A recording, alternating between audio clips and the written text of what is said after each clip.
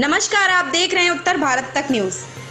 Police की तानाशाही के खिलाफ सड़क पर उतरे अधिवक्ता। बाराबंकी में पुलिस द्वारा सत्ताधारी पार्टी के विधायक के इशारे पर एक अधिवक्ता को गिरफ्तार किए जाने से आक्रोशित हजारों अधिवक्ता सड़क पर उतर आए और विधायक समेत पुलिस प्रशासन के खिलाफ जमकर नारेबाजी की।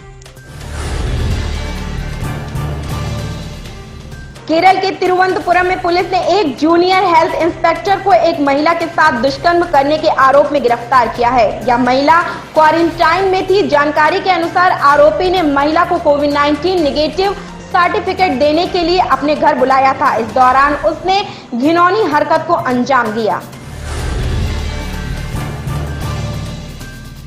भारतीय रिजर्व बैंक के पूर्व गवर्नर रघुराम राजन ने चालू वित्त वर्ष की पहली अप्रैल-जून तिमाही में सफल घरेलू उत्पाद जीडीपी में 23.9% की गिरावट को चिंताजनक बताया है। उन्होंने कहा है कि नौकरशाही को अब आत्मसंतोष से बाहर निकलकर कुछ अर्थपूर्ण कार्रवाई करनी होगी। उन्होंने कहा है कि मौजूदा संकट के दौरान एक अधिक विचारवान और सक्रिय सरकार की जरूरत है। राजन ने कहा है कि दुर्भाग्य से शुरुआत में जो गतिविधियां एकदम तेजी से बढ़ रही थी, अब फिर ठंडी पड़। पुलिस रेडियो मुख्यालय में महिला पुलिस कर्मियों के शारीरिक शोषण की शिकायत। डीजीपी एचपी अवस्थी को महिला पुलिस कर्मियों की तरफ से भेजा गया शिकायती पत्र। पुलिस कंट्रोल रूम में 112 से वापस वायरलेस में पोस्टिंग के नाम पर किया जा रहा है महिला पुलिस कर्मियों का शारीरिक शोषण। डीजीपी को भेजे गए पत्र में महिला पुलिस कर्मियों ने लिखा गई कई लड़कियों कर चुकी हैं सुसाइड, कई मानसिक तौर पर प्रताड़ित। वायरलेस के बड़े अफसरों पर महिला कांस्टेबल ने लगाया आरोप। डीजीपी को भेजी गई चिट्ठी में महिला पुलिस कर्मियों ने लगाई गोपनीय जांच कराने की गुहार।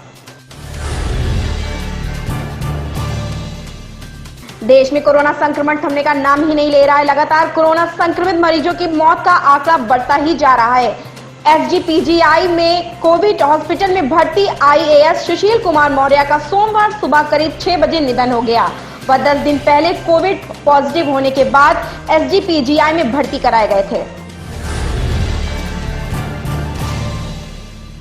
मोहनलालगंज में बीजेपी सांसद कौशल किशोर और सिटी मॉन्टेसरी स्कूल के संस्थापक जगदीश गांधी दोबारा कोरोना पॉजिटिव पाए गए हैं। दोनों रिपोर्ट निगेटिव आने के बाद डिस्चार्ज हो चुके थे। रविवार को दोबारा हालत बिगड़ने के बाद मेदांता में इलाज कराने गए थे, जहां रिपोर्ट पॉजिटिव आई है। आम आदमी पार्टी के राज्यसभा सांसद और यूपी प्रभारी संजय सिंह को सीतापुर में अटरिया में रोककर गेस्ट हाउस में रखा गया है। हालांकि 2 घंटे बाद उन्हें छोड़ दिया गया और वह लखनऊ वापस आ गए। संजय सिंह ने स्वयं ट्वीट कर इसकी जानकारी देते हुए कहा कि एएसपी एनपी सिंह ने कई पुलिस अधिकारियों के साथ उन्हें अटरिया सीतापुर के गेस्ट हाउस में अवैध तरीके से रोके रखा है। उन्होंने लिखा है कि योगी सरकार उनके साथ किसी भी घटना को अंजाम दे सकती है। चिंता मत कीजिएगा, इन बेईमानों के खिलाफ जंग जारी रखूंगा। बॉलीवुड अभिनेत्री कंगना रनौत को केंद्रीय गृह मंत्रालय की तरफ से 22 श्रेणी की सुरक्षा दे दी गई है। इस पर उन्होंने गृह मंत्री अमित शाह को धन्यवाद कहा। अभिनेत्री ने कहा कि शाह चाहते तो हालातों के चलते मुझे कुछ दिन बाद मुंबई जाने की सलाह देते, मगर उन्होंने भारत की एक बेटी के वचनों का मान रखा है। अभिनेत्री ने ट्विटर पर कहा, ये प्रमाण है कि अब किसी देशभक्त आवाज को कोई फांसीवादी नहीं कुचल सकेगा। मैं अमित शाह जी की आभारी हूं। वो चाहते तो हालातों के चलते मुझे कुछ दिन बाद मुंबई जाने की सलाह देते, मगर उन्होंने भारत की एक बेटी के वचनों का मान रखा, हमारे स्वाभिमान और आत्मसम्मान की लाज रखी। जय हिंद। आगरा के सिकंदरा क्षेत्र में स्थित 2 केमिकल फैक्ट्रियों में भीषण आग लग गई है। आग इतनी भीषण है कि आसपास के मकानों से लोग बाहर आ गए हैं। मौके पर पुलिस और दमकल की कई गाड़ियां पहुंच गई हैं। आग को बुझाने के प्रयास किए जा रहे हैं।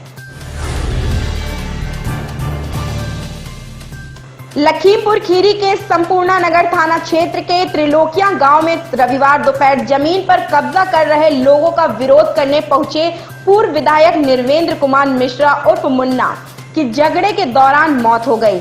हमले में पूर्व विधायक की पत्नी सीता, बेटा संजीव मिश्र और पुत्र वधु शीतल भी घायल हुए। परिवार वालों का आरोप है कि पूर्व विधायक की पीट कर हत्या की गई। इसी आधार पर 5 लोगों के खिलाफ हत्या का मुकदमा दर्ज किया गया है। वहीं देर रात हुए पोस्टमार्टम रिपोर्ट के अनुसार मौत हृदयाघात की वजह से हुई। उधर मौत की खबर से गुस्साए लोगों ने हंगामा किया तो सीओ कुलदीप कुकरेती के निर्देश पर पुलिस ने लाठियां फटकार कर भीड़ को खदेड़ दिया।